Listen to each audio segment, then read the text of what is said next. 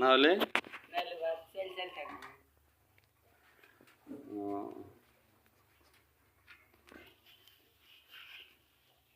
আচ্ছা কি কি কি চাউলের ভাত আনলে রান্না করলেন?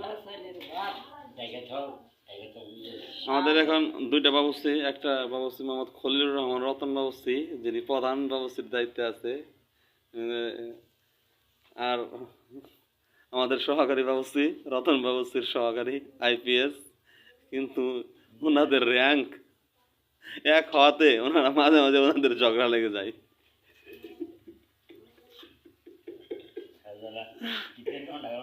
কারণ এক জায়গায় দুজন বাবুর্চি প্রধানের ভূমিকা পালন করে।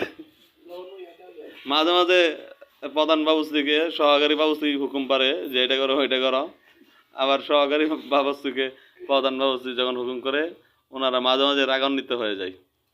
ওনারা খুব ভালো মানুষ, আবার অল্পতেই ওনাদের মিল মহাব্বত হয়ে যায়।